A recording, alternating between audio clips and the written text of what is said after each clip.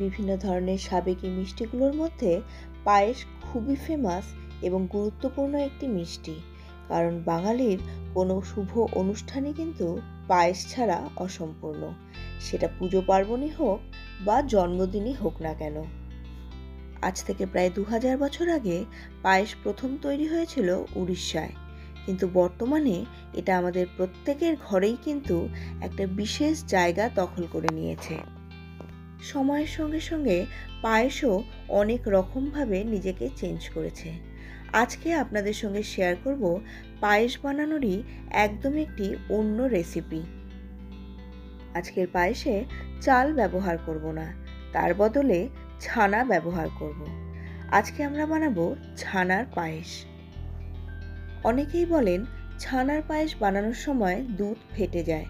আজকে কিছু simple tips এবং ট্রিক্স আপনাদের সঙ্গে শেয়ার করব, যেটা ফলো করলে ছানার পায়েস হবে দোকানের থেকেও বেশি টেস্টি এবং দুধ ফাটার তো কোনো প্রশ্নই নেই।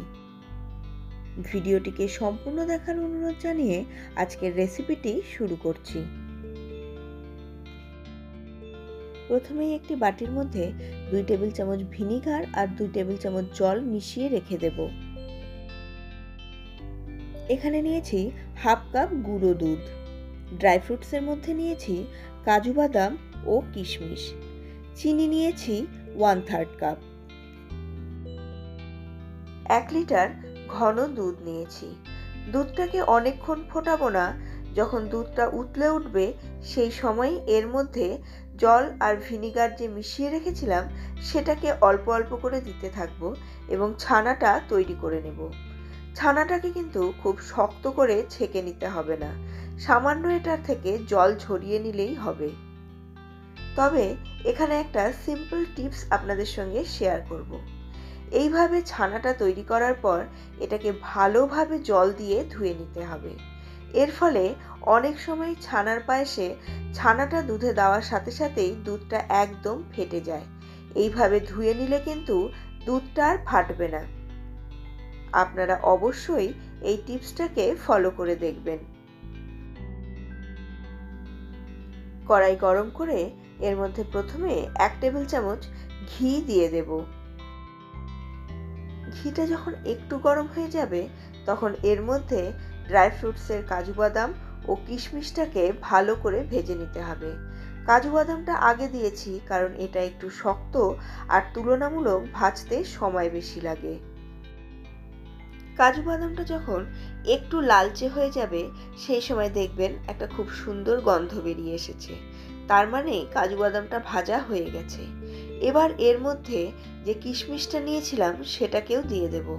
কিশমিশ খুবই তাড়াতাড়ি ভাজা হয়ে যায়, এরপর সামান্য নাড়াচাড়া করলেই দেখবেন কিশমিশগুলো একদম ফুলে উঠেছে। এই সময় কাজু বাদাম আর কিশমিশটাকে তুলে রেখে দেব।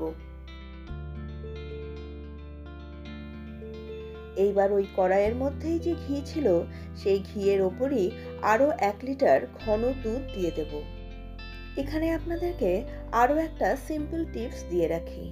দুধ জাল দেওয়ার সময় পাত্রের মধ্যে সামান্য পরিমাণ তেল মাখিয়ে নিলে বা জল একটুখানি নিয়ে ফুটিয়ে নিলে তারপরে যদি দুধ জাল দেন তাহলে দেখবেন দুধ কিন্তু আর পাত্রের গায়ে লেগে যাবে না।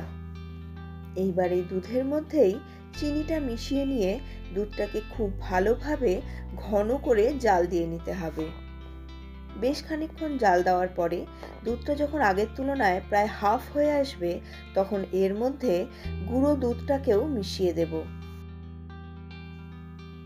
দুধটা জাল দিয়ে যখন 1 লিটার দুধ 250 থেকে 300-তে পরিণত হবে এবং দুধটা অনেকটা পরিমাণ ঘন হয়ে যাবে, এই সময়ে এর মধ্যে জল ঝরিয়ে রাখা সমস্ত ছানাটাকে দিয়ে দেব। আবারও বলছি, ছানা তৈরি করার পরে ছানাটাকে খুব ভালোভাবে জল দিয়ে ধুয়ে নিয়েছিলাম। এর ফলে এইভাবে যখন ছানাটা দুধের মধ্যে মিশিয়ে দেব তখন দেখবেন দুধ একদমই ফাটবে না। আর এর কারণই হচ্ছে ছানাটা ধুয়ে নেওয়ার জন্য এর মধ্যে এক্সেস যে ভিনিগারটা ছিল সেটা বেরিয়ে যায়। এইবার ছানাটাকে খুব ভালোভাবে দুধের সঙ্গে মিশিয়ে নেব, তবে ছানাটাকে কিন্তু একদম মিহি করে ফেলবেন না। কারণ ছানার পায়েসে ছানার দানাগুলো না থাকলে পরে একদমই পায়েসটা খেতে ভালো লাগবে না। এইবার এখানে পায়েসের ওপরেই ভেজে রাখা কাজু বাদাম ও কিশমিশের অর্ধেকটা দিয়ে দেব। ভালোভাবে মিশিয়ে নিয়ে আরও মিনিট 5 এটাকে লো ফ্লেমে ফুটিয়ে নিতে হবে। এর ফলে পায়েসের মধ্যে থেকেও ভাজা ড্রাই ফ্রুটসের একটা খুব সুন্দর কিন্তু গন্ধ বেরিয়ে আসবে। বিশ্বাস না হলে অবশ্যই এই স্টেপটাকে ফলো করে দেখবেন। এটা আপনার পায়েসের টেস্টকে অনেক গুণ বাড়িয়ে দেবে। আর এরপরে এখানে দেব সামান্য পরিমাণ লবণ। যে কোনো মিষ্টি রান্না করার সময় তার মধ্যে একটুখানি লবণ দিলে মিষ্টির টেস্ট অনেক গুণ বেড়ে যায়। একটা ছোট এলাচকে ফাটিয়ে নিয়েও এর মধ্যে দিয়ে দেব। এরপর সবগুলোকে মিশিয়ে নিয়ে একদম লো ফ্লেমে আরও কিছুক্ষণ ফুটিয়ে নিতে হবে। ছানার পায়েস খুব বেশি ঘন করবেন না, কারণ এটা বেশি ঘন হয়ে গেলে ঠান্ডা হতে হতে কিন্তু আরও জমে যাবে। এইবার সবশেষে এর মধ্যে দিয়ে দেব 1 টেবিল চামচ ঘি। ভালোভাবে মিশিয়ে এবার গ্যাসের ফ্লেমটা অফ করে ঢেকে রেখে দেব। যে কোনো পায়েস বানানোর সময় একদম শেষে ওপর থেকে এইভাবে একটু ঘি দিয়ে দেবেন। একদম শেষে এই ঘিটা দেওয়ার জন্য পায়েসের টেস্ট একদম একটা অন্য মাত্রা পাবে। দেখুন বন্ধুরা, পায়েসটা ঠান্ডা হয়ে আগের তুলনায় অনেকটাই জমে গেছে এবং দেখতে কিন্তু একদম ক্ষীরের মতো লাগছে। আর এর স্বাদ সত্যিই অসাধারণ হয়েছে। এইবার এই পায়েসটাকে আপনারা বেড়ে নিন। এই পায়েসটা দেখতে যতখানি সুন্দর হয়েছে, এটা খেতেও কিন্তু ততখানি সুস্বাদু হয়েছে। এবার পায়েসটাকে সাজিয়ে দিচ্ছি ভেজে রাখা আরও কিছু ড্রাই ফ্রুটস দিয়ে এবং এর ওপর দিয়ে দেব কিছু কেশর বা স্যাফরনের স্ট্র্যান্ড। বাড়ির যে কোনো অনুষ্ঠানে এইভাবে আপনারা একবার হলেও ছানার পায়েস বানিয়ে দেখুন। এমনকি পুজোতেও আপনারা কিন্তু এইভাবে ছানার পায়েস বানিয়ে ভোগে দিতে পারবেন। আশা করছি বন্ধুরা, আমার আজকের এই ছানার পায়েসের রেসিপিটি আপনাদের পছন্দ হয়েছে। রেসিপিটি পছন্দ হলে অবশ্যই একটা লাইক করে দিন এবং চ্যানেলে নতুন হলে চ্যানেলটিকে সাবস্ক্রাইব করতে ভুলবেন না। আর চ্যানেলটিকে সাবস্ক্রাইব করলে পাশে থাকা বেল বাটনের অলে ক্লিক করে দিন। তাহলে আমার প্রতিটি নতুন রেসিপির নোটিফিকেশন আপনাদের কাছে পৌঁছে যাবে সবার আগে। আর অবশ্যই আমার আজকের রেসিপিটি যদি আপনাদের পছন্দ হয় তাহলে কমেন্ট বক্সে এসে জানাতে কিন্তু ভুলবেন না। আপনাদের সঙ্গে আবার দেখা হচ্ছে পরবর্তী আরও একটি নতুন ধরনের রান্নার ভিডিও নিয়ে।